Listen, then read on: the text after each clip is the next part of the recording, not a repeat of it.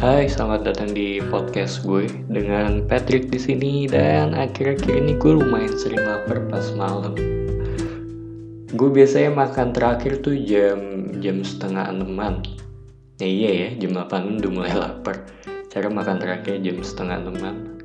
Kalau kata dokter, jeda makan gue terlalu jauh. Jadi dari makan malam ke makan pagi itu ada kali lebih dari 12 jam.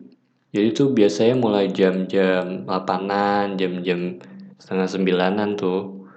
Gue biasanya lagi main game, kalau nggak nonton serial, mulai cari handphone, iseng ngeliat makanan yang bisa di order online gitu. Begitu dilihat kan listnya, ada nasi goreng, burger, atau enggak sate. Sungguh makanan yang sangat sehat. Tapi kalau bicara tentang nasi goreng ya, makanan sejuta umat, pagi kalau malam-malam tuh kayaknya ya nasi goreng lah umumnya kan. Gue pernah makan nasi goreng yang menurut gue paling enak itu ada di Penang, Malaysia. Harganya sekitar 80.000. Itu sampai sekarang sih masih jadi nasi goreng termahal yang pernah gue makan. Sama di Malaysia itu gue pernah makan, gue lupa namanya. Jadi tuh kayak kerang digoreng dijadiin satu sama telur dadar agak-agak setengah mateng gitu. Itu enak sih. Tempatnya itu ada di depan toko obat Welling di Penang, di daerah situ lah, walking distance. Tapi lu pernah gak sih pesen nasi goreng satu bungkus, begitu dibuka itu bisa jadi buat 2 piring gitu, buat 2 orang gitu. Gue beberapa kali pesen begitu sih. Cuma kayak itu rata-rata di nasi goreng yang Chinese food deh. Asli itu ngelihat doang udah langsung kenyang sih, nggak jadi makan. Sama biasa gue juga suka beli pilus. Pilus yang besar ya, bukan yang kecil yang kayak peluru airsoft gun. Kayak ini termaksud ciki-cikian gak sih? Kadang makan beginian suka bikin aus nih biasanya nih. Soalnya kayak banyak MSG-nya sih. Sama sate padang juga gue lumayan suka sih. Cuma buat gue cocoknya dimakan pas malam doang. Kalau buat makan pagi, buat sarapan sih aneh sih buat gue. Gue belum pernah sih. Cuma kayaknya aneh aja buat makan sate padang di pagi-pagi gitu. Begitu lu bangun, mandi, sarapannya sate padang. Sama makannya enakan di tempatnya. Sama burger. Burger juga agak-agak lagi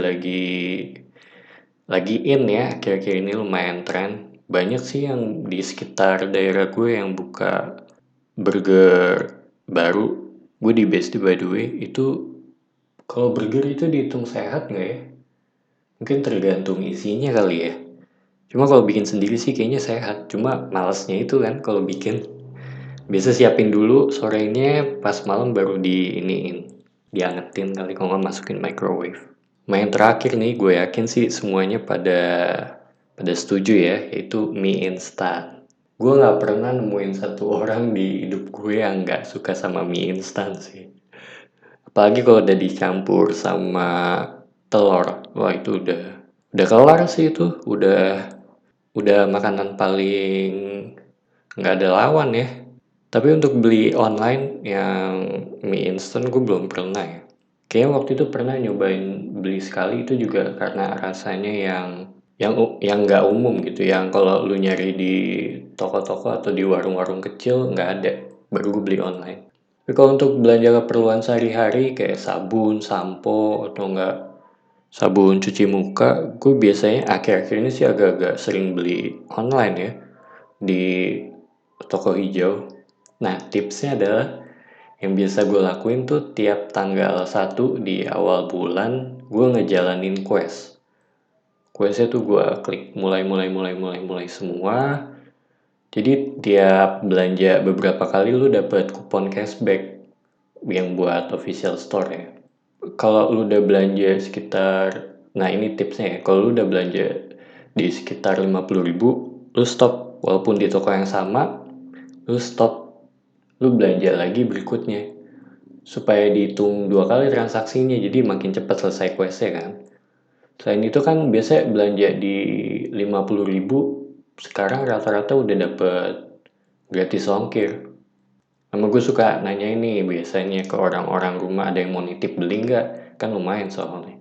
Nah dari points yang cashbacknya ini gue simpenin biasanya buat gue jajan. Paling gede tuh gue pernah beli kulkas, dapat poinnya lumayan gede tuh, kayak berapa ratus ribu gitu. Besoknya tambah dikit buat beli mainan deh. Cuma kalau beli elektronik itu gue masih rada parno ya sampai sekarang. Gue sendiri masih takutnya begitu lu beli dan dites nggak jalan, nah itu kan ribetnya di situ ya kalau lu beli online. Apalagi kalau lu nanyain ke sellernya, itu langsung aja ke service centernya kan ribet ya. Enakan beli langsung ke tokonya sih. Kecuali lu beli di toko yang udah lu tahu ya, udah jelas masalah garansinya. Tapi waktu itu gue pernah beli PS4, gue beli online, malah lewat WhatsApp. Karena gue udah percaya sama si tokonya lumayan gede. Sama Nintendo Switch juga gue pernah beli online, tapi yang ini lewat toko hijau.